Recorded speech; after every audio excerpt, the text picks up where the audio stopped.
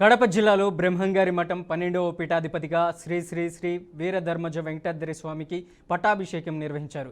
శ్రీ ముద్విరాట్ పోతులూరి బ్రహ్మంగారి 8వ తరం 12వ పీఠాధిపతిగా ఆయన బాధ్యతలు స్వీకరించారు. ఈ కార్యక్రమానికి ఎమ్మెల్యే పుట్టా సుధాకర్ యాదవ్, అలాగే టీడీపీ కడప జిల్లా అధ్యక్షుడు భూపేష్ రెడ్డి, తెలంగాణ శాసనమండలి ప్రతిపక్ష నాయకుడు మధుసూదనాచారి హాజరయ్యారు.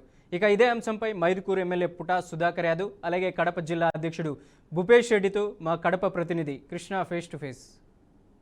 మఠంలో 8వ తరానికి సంబంధించి 12వ పీఠాధిపతిగా అయితే వెంకటాద్రి స్వామిని అయితే ఈరోజు మహోన్నత కార్యక్రమానికి అయితే విచ్చేసినటువంటి పూర్తిసారి అయితే ఏదైతే ఎమ్మెల్యే పుట్టా సుధాకర్ యాదవ్ కూడా ఆయన రావడం జరిగింది. ఆయన అడిగి మరిన్ని విషయాలు తెలుస్తున్నాం. సార్ చెప్పండి, ఇలా ఈరోజు జరిగినటువంటి కార్యక్రమానికి కావచ్చు, అదేవిధంగా పూర్తిసారి ఏర్పాట్లు ఏ విధంగా? ఈరోజు బ్రహ్మంగారి మఠంలో 12వ పీఠాధిపతిగా చరిత్రలో ఎప్పుడు ఇటువంటి ప్రోగ్రాం ఎప్పుడు జరగలే. ఇప్పుడు మేము చెప్పడం కాదు, ఇక్కడ ప్రజలు కూడా ఎప్పుడు ఇంత అంగరంగ వైభవంగా ఇట్లా పీఠాధిపతిని చేసే ప్రక్రియ ఎప్పుడు జరగలేదు. చాలా సంతోషంగా ఉంది అందరూ కూడా. ఎందుకంటే ఒక మంచి మనసుతో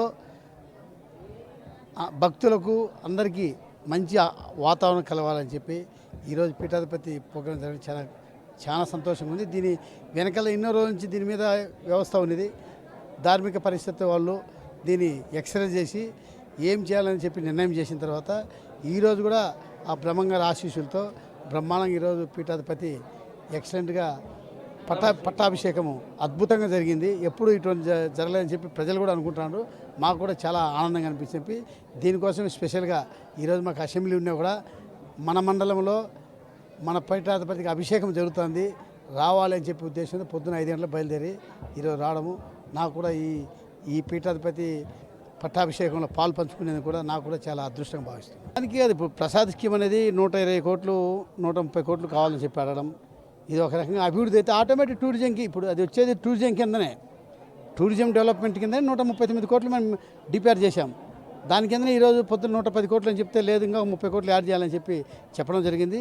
ఇవన్నీ జరుగుతున్న టూరిజం అంటే ఇప్పుడు మన బ్రహ్మసాగర్ ఉంది, బ్రహ్మంగారి మఠం ఉంది, కొత్త పీఠాధిపతి అభివృద్ధి అనేది జరిగిపోతుంది అనేది ఒక మాకు అనిపిస్తుంది. కాబట్టి ఆ బ్రహ్మంగారి ఆశీస్సులు ఉన్నాయి కాబట్టి దినదినానికి ఇంకా అభివృద్ధి చెందుతుందని చెప్పి నేను అనుకుంటున్నా. ప్రజలు కూడా అదే రకంగా ఆశిస్తున్నారు. థ్యాంక్ యూనా. అయితే మొత్తానికి ఈరోజు జరిగినటువంటి మహోన్నత కార్యక్రమానికి జిల్లా అధ్యక్షుడు భూపేష్ గారు కూడా వచ్చారు. ఆయనకి మరిన్ని విషయాలు తెలుసుకుందాం. అన్న చెప్పండి, ఈ యొక్క మహోన్నత కార్యక్రమానికి మీరు రావడం జరిగింది, ఈ యొక్క కార్యక్రమం కావచ్చు అయితే పూర్తిసారి ఏ విధంగా ఉందంటారు? ఈరోజు శ్రీ శ్రీ పోతులూరి వీరబ్రహ్మేంద్ర స్వామి గారి 8వ తరం వెంకటాద్రి స్వామి గారు ఈరోజు మఠాధిపతిగా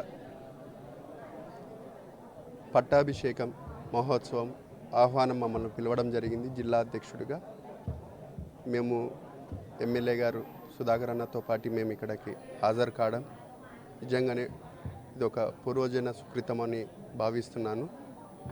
అందరూ కాలజ్ఞానం, భవిష్యత్తు తరాలు భవిష్యత్తులో ఏ విధంగా ఉంటుందని చెప్పి పోతులూరి వీరబ్రహ్మేంద్ర స్వామి గారు రాయడం, మన భారతదేశమే కాదు ప్రపంచ దేశాలు కూడా ఈరోజు మన కాలజ్ఞానాన్ని ఫాలో అవుతున్నారంటే ఇంతకంటే గర్వించదగ్గ విషయం ఏం లేదు.